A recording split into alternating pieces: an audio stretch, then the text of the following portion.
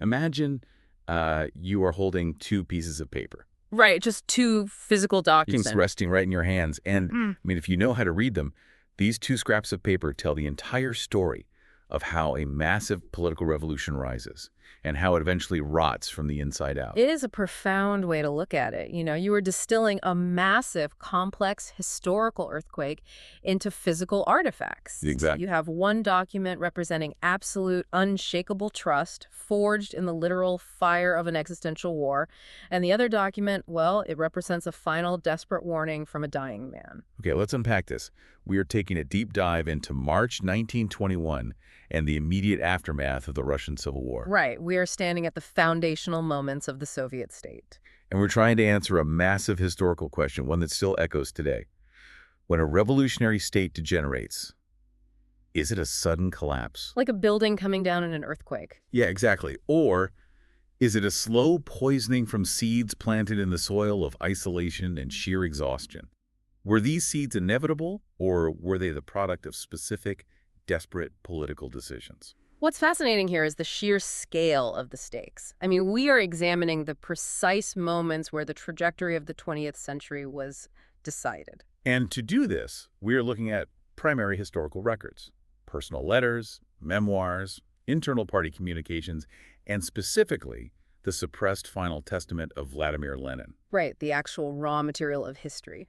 But before we get into the weeds, I want to make something crystal clear to you, the listener. We are not taking sides here. Absolutely not. We are not endorsing the viewpoints of any political faction, left-wing or right-wing. We are simply examining the historical events and ideas exactly as they are presented in the primary source material. We're going to impartially report the texts and the theoretical arguments as they're written down by the people who live them. Our goal is understanding the mechanics of these historical shifts.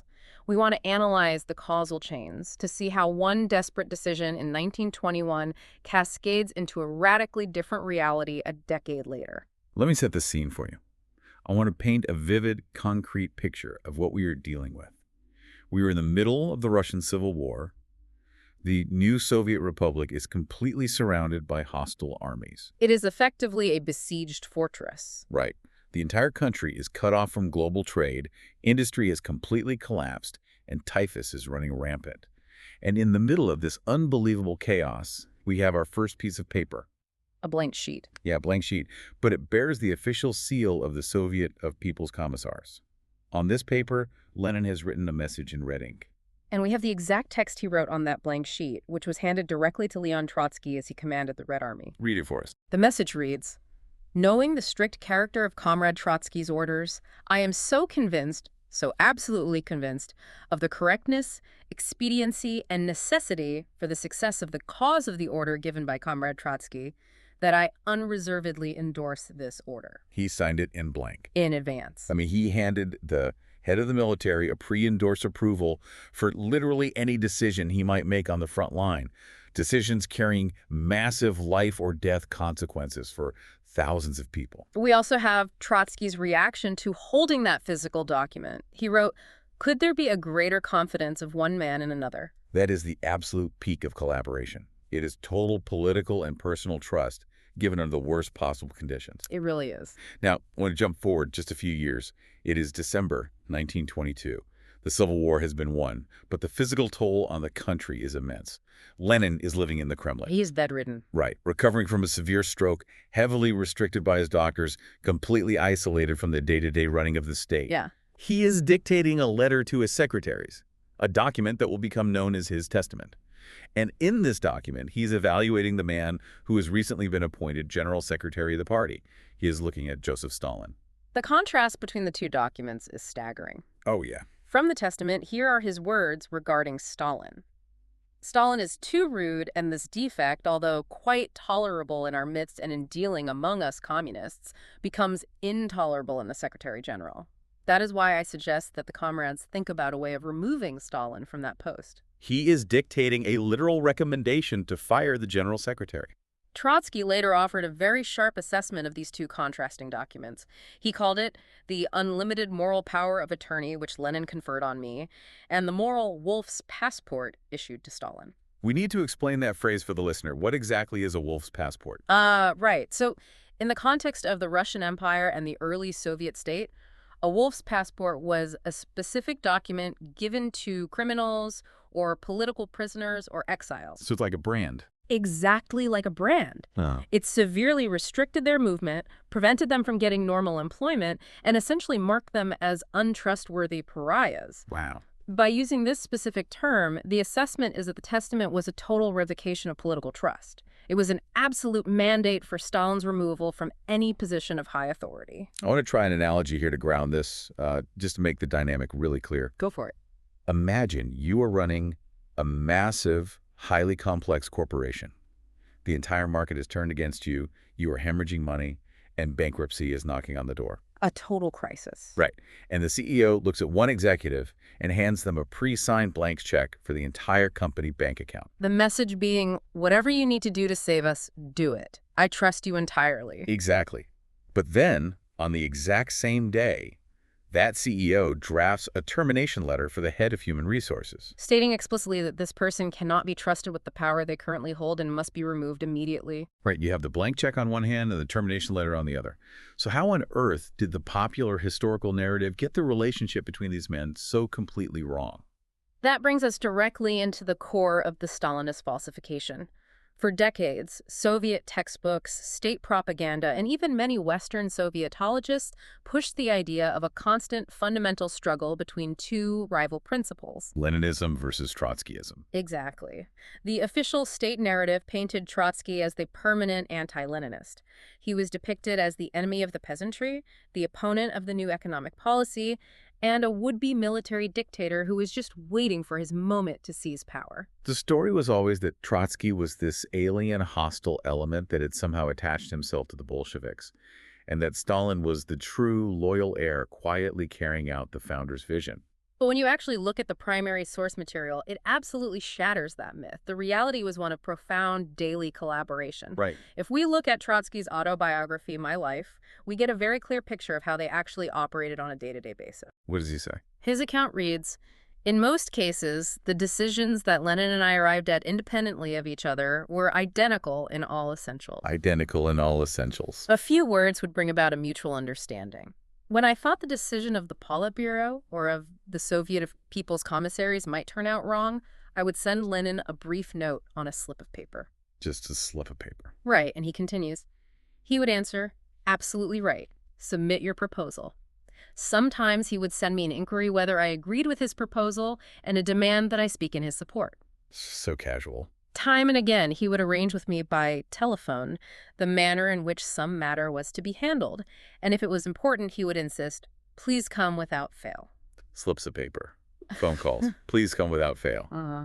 It is the mundane operational reality of two people running a government in lockstep. Yes. It is not some grand, sweeping ideological warfare. It is just two guys trying to keep the lights on and agreeing on the best way to do it. Exactly. But it goes beyond just private agreements in hallways. There were moments when this alliance had to be defended publicly, especially when other factions inside the leadership started maneuvering for power. Yes, the infighting was very real. We see this very clearly after the major trade union debate in the party.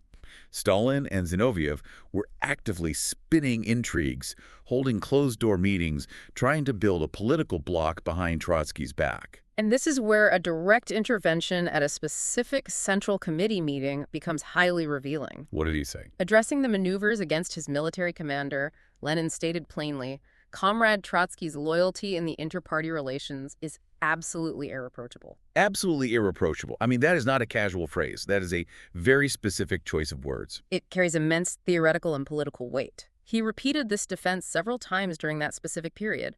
It was not a compliment meant to boost morale. It was a targeted, deliberate warning directed specifically at Stalin and Zinoviev.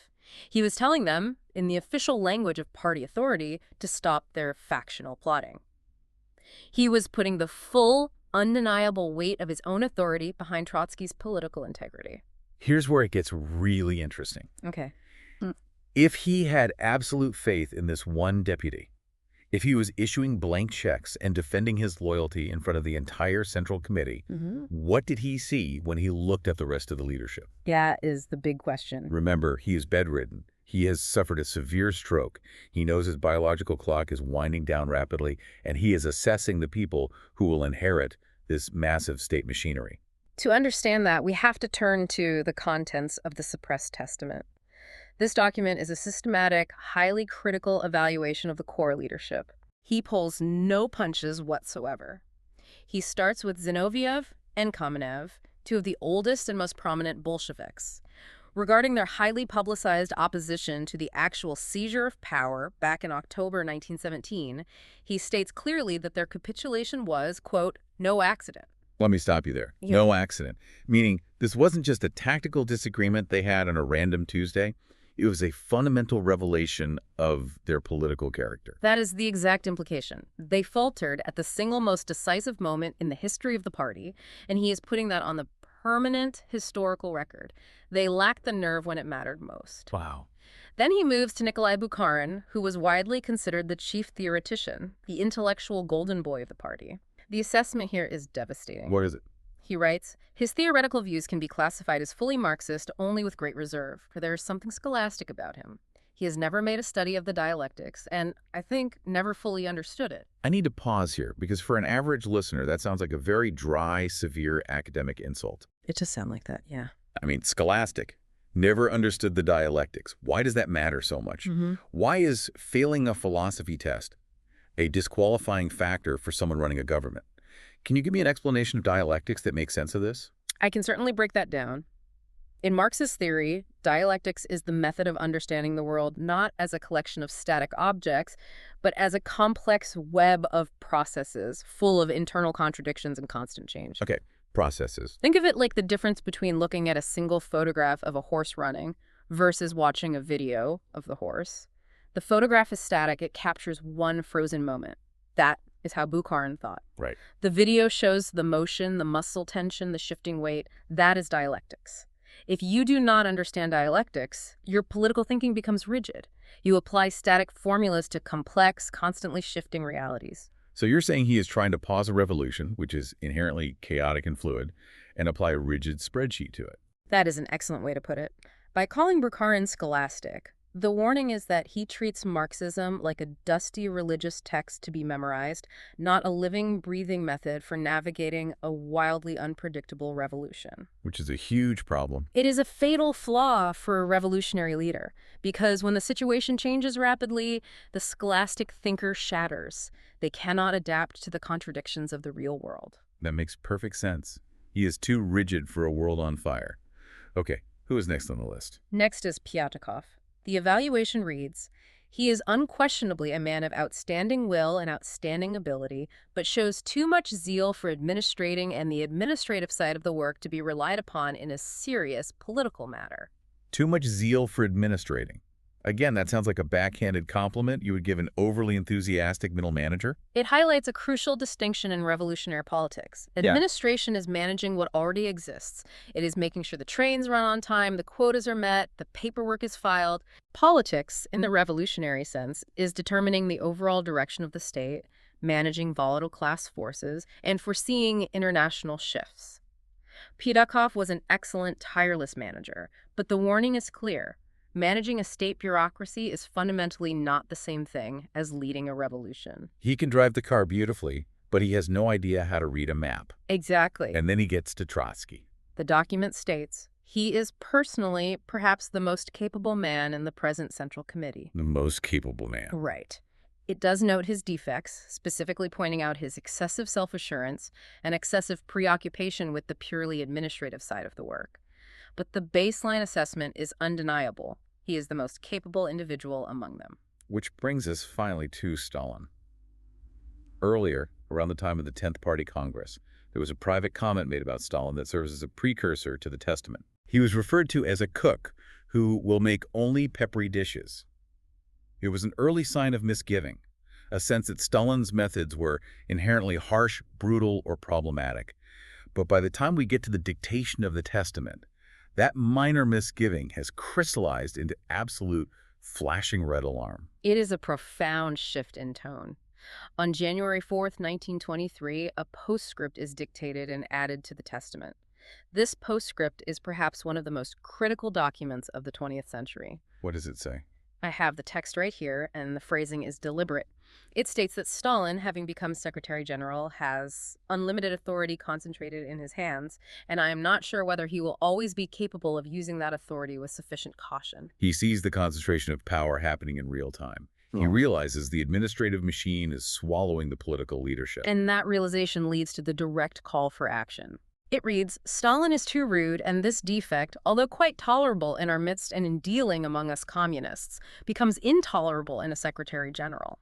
That is why I suggest that comrades think about a way of removing Stalin from that post and appointing another man in his stead who, in all other respects, differs from Comrade Stalin in having only one advantage, namely that of being more tolerant, more loyal, more polite, and more considerate to the comrades, less capricious, etc. He is providing a direct, unambiguous instruction to the party leadership. Fire Stalin. Replace him with anyone who doesn't have these tyrannical tendencies. And he anticipates the counter-argument perfectly. He knows the rest of the leadership might read this and think he's just complaining about Stalin's gruff manners or his interpersonal skills. Right. So he adds this final warning.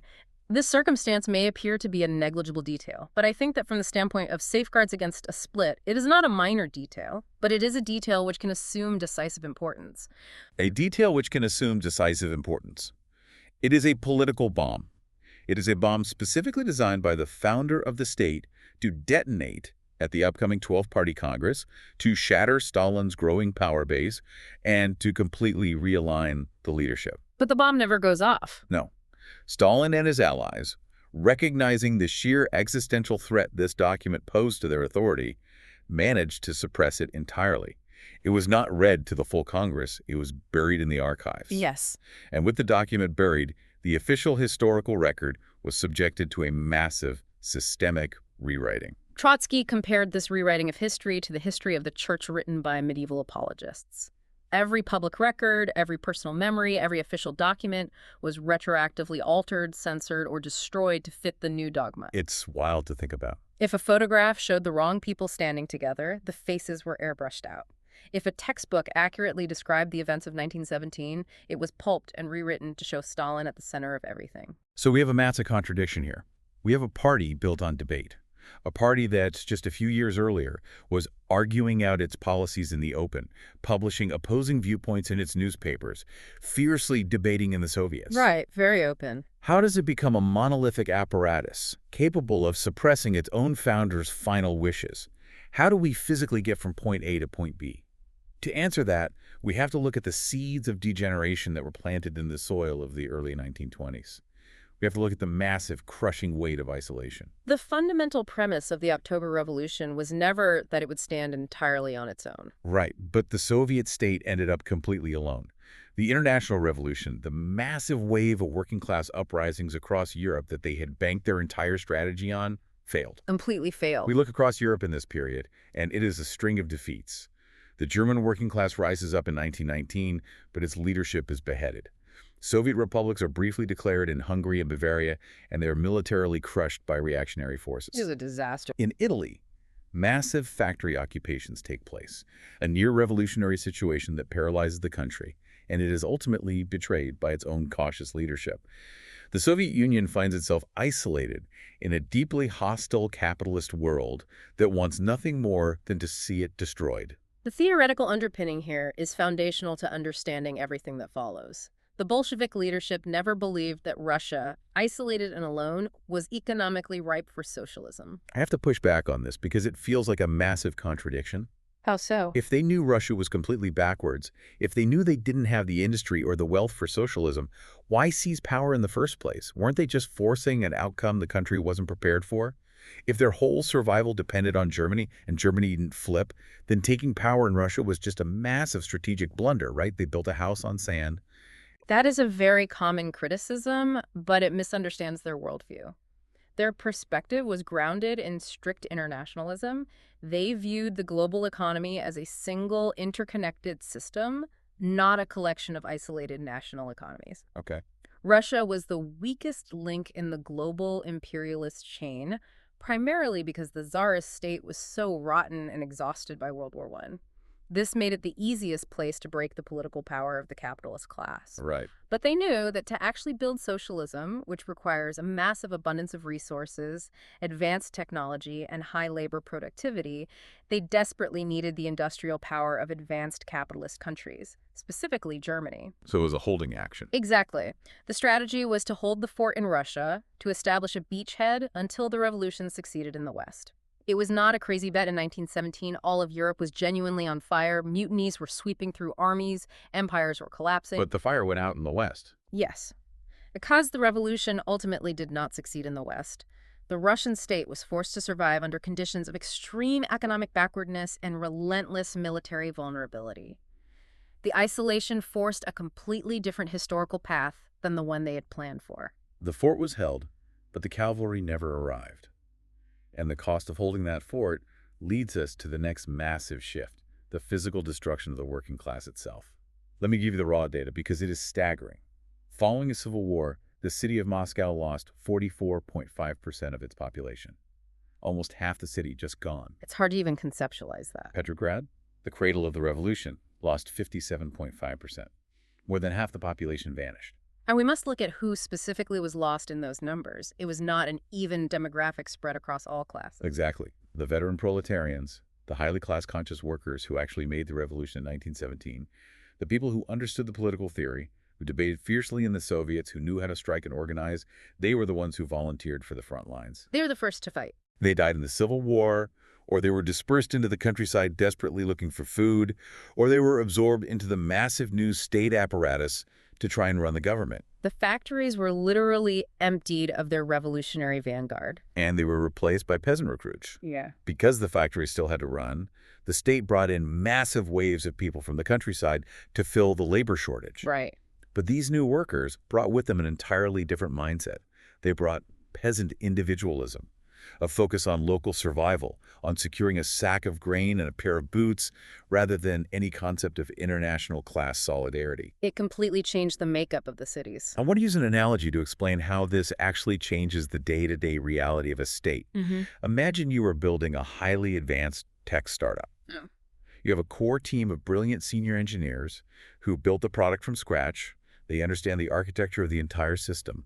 Just as you launch, every single one of those senior engineers is drafted into a war, and none of them return. A total brain drain. You are forced to replace them with people who have literally never seen a computer before. Yet the expectation is that you still have to keep the servers running, handle customer support, and deploy new code. The physical infrastructure, the desks, the computers, the office might still be there, but the institutional knowledge, the consciousness required to run it, is completely gone. That is a very precise way to understand the sociological dynamic. Yeah. When you ask how this physically changed the day-to-day operations, you have to imagine a local Soviet meeting in Petrograd. Right. In 1917, that meeting is packed with politically educated workers fiercely debating foreign policy and economic planning. By 1921, that same meeting room is mostly empty, or it is filled with exhausted, starving peasant recruits who do not understand Marxist theory and just want to know when the bread ration is arriving. The analytical takeaway is that the social base of the Soviet state had been fundamentally shattered. A worker state requires a politically active, conscious proletariat to exert constant democratic control over the state machinery. When that class is physically decimated, a massive political vacuum is created. And nature abhors a vacuum. Something has to fill that empty space. When the working class steps back from the levers of power because they are dead or exhausted, the state apparatus steps in. Yes. The bureaucracy begins to swell immensely. It absorbs the remaining party cadres, the old revolutionaries, and rapidly, this massive administrative machine begins to develop its own specific privileges and interests, completely separate from the working class it was supposed to serve. Trotsky provided a brilliant theoretical summation of this exact process in his essay, Stalinism and Bolshevism. I have his explanation here, and it captures the mechanics of this degeneration perfectly. Read it for us. He wrote, "The state as an apparatus of coercion is an undoubted source of political and moral infection. This also applies, as experience has shown, to the workers' state. And infection. Consequently, it can be said that Stalinism is a product of a condition of society in which society was still unable to tear itself out of the straitjacket of the state." That is a heavy concept. The state itself, the actual machinery of government, is an infection. Make sense of this for me. If we connect this to the bigger picture, classical Marxist theory anticipates that after a socialist revolution, the state, meaning the police, the prisons, the standing army, the bureaucratic managers, will gradually wither away. Because they aren't needed anymore. Exactly. As economic scarcity is eliminated and class antagonisms dissolve, you no longer need an apparatus of coercion to manage society. But because of the isolation and the complete economic ruin of Russia, the state could not wither away. Right. Scarcity was everywhere. And when there is a line for bread, someone has to police the line. Well, yeah. The state had to expand massively to manage the severe scarcity. It remained an apparatus of coercion, and the people staffing that apparatus, the millions of bureaucrats, began to crystallize into a distinct social stratum. They realized they had the power to distribute the goods, and naturally they ensured they received the best rations, the best housing, the best medical care. They developed a vested interest in maintaining their own power and privilege, rather than advancing the global revolution. They became managers of inequality. They are policing the bread line and making sure they get the biggest loaf. And to protect their comfortable new position, they needed to silence any political debate that might challenge them. Exactly. Which brings us to a massive turning point, the suppression of party democracy.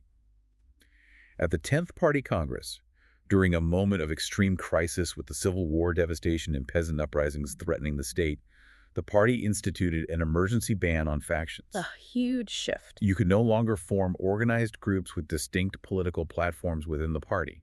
It was meant to be a temporary tourniquet to keep the ship from sinking during a massive storm. But that emergency measure hardened into a permanent law. And under the cover of that ban on factions, the general secretaryship, the position held by Stalin, was completely transformed. Because originally it wasn't a powerful role, right? It was originally intended to be a purely technical administrative role. It was about managing files, coordinating schedules, and assigning personnel to different departments. But under a system where organized political opposition is banned, that administrative role became the perfect base for building absolute personal power. It was like the HR department of a struggling company. The visionary founders are busy trying to keep the actual product alive, dealing with international crises and massive economic theories. Meanwhile, the head of HR is quietly changing the hiring criteria, moving all their critics to obscure branch offices in the middle of nowhere and filling the board of directors with their own loyal buddies. That's a great way to put it. By the time the founders look up from their work, they realize they don't even control the company anymore. The filing clerks have taken over.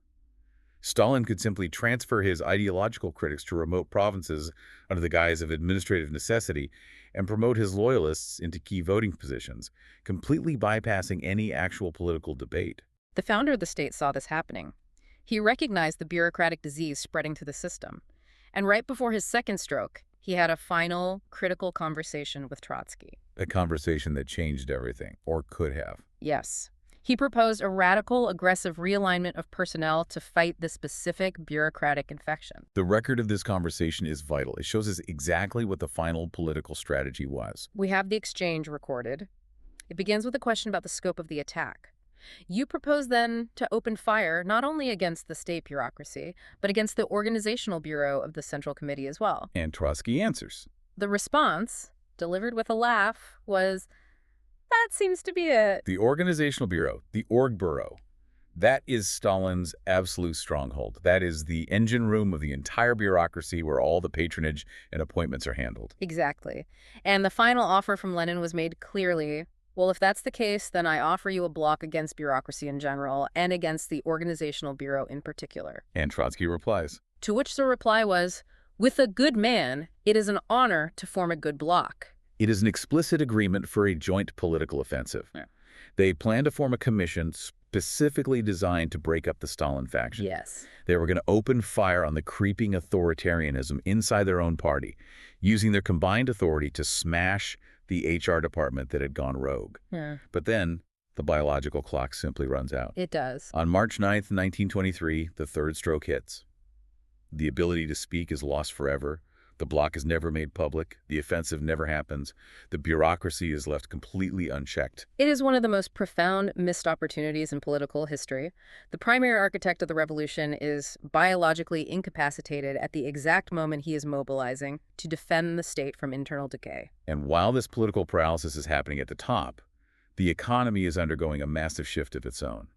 We have to examine the new economic policy, the NEP. Very important. During the worst of the crisis, the government had to replace the forced grain requisitions with a tax and essentially restored a limited capitalist market in the countryside.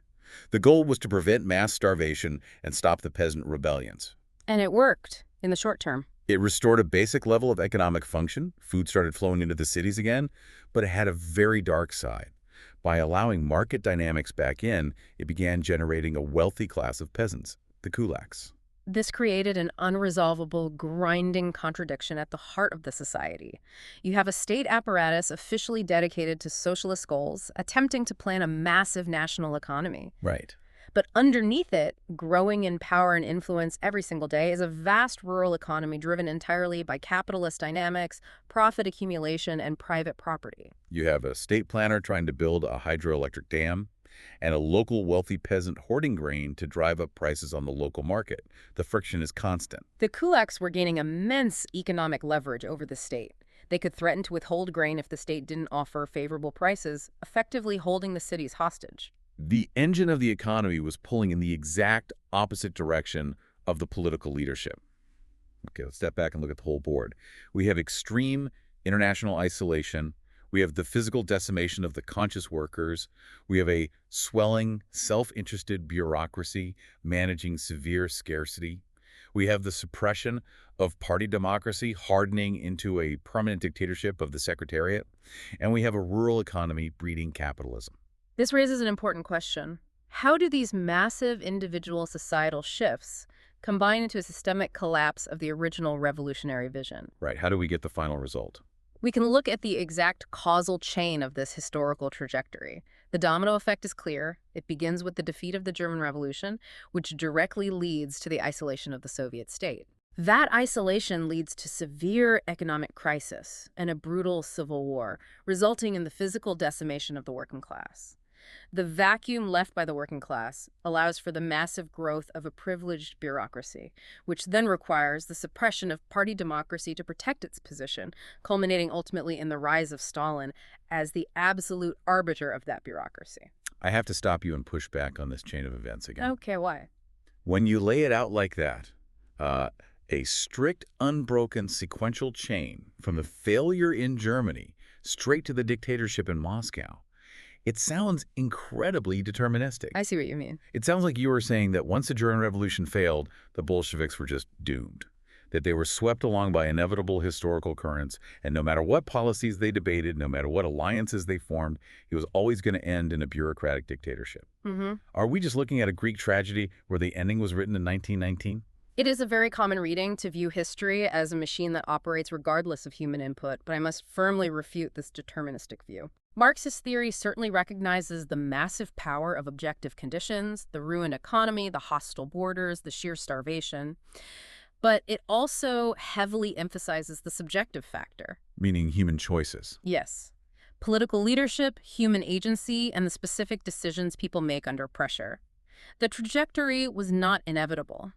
The tragedy did not begin in a vacuum. It started in Berlin in January 1919 with the political murder of Rosa Luxemburg and Karl Liebknecht, which decapitated the German communist leadership. So human decisions in Berlin directly altered the fate of Moscow. Absolutely. If the German Revolution had succeeded, and it came incredibly close several times, the isolation of Russia ends instantly. Yeah. The technological wealth of Germany merges with the natural resources of Russia, and the entire chain of degeneration is broken before it even starts. Wow. And even within Russia itself, looking at that causal chain, there were distinct pivotal moments when outcomes could have changed drastically based on leadership decisions. Like what? Well, what if the Central Committee had not rejected the initial proposal for a grain tax a full year before the NEP was finally implemented? It might have eased the economic tension before the working class was completely exhausted. Right. What if the emergency ban on factions had been lifted once the immediate Civil War crisis passed, rather than being allowed by the leadership to harden into permanent, unassailable law? What if the testament had been aggressively delivered to the full Congress and debated openly, forcing a vote on the General Secretary? The historical actors were not villains rubbing their hands together, and they certainly were not infallible gods. No, they were not. They were revolutionaries, forced into an incredibly tight corner, making desperate life-or-death decisions to save a sinking ship, gambling everything, on the hope that international help would eventually arrive. Yes. They were making bets with history, and the odds were massively stacked against them. I want to bring us back to the image we started with. We are back in December 1922. The Kremlin. Right. The founder of the state is in the Kremlin.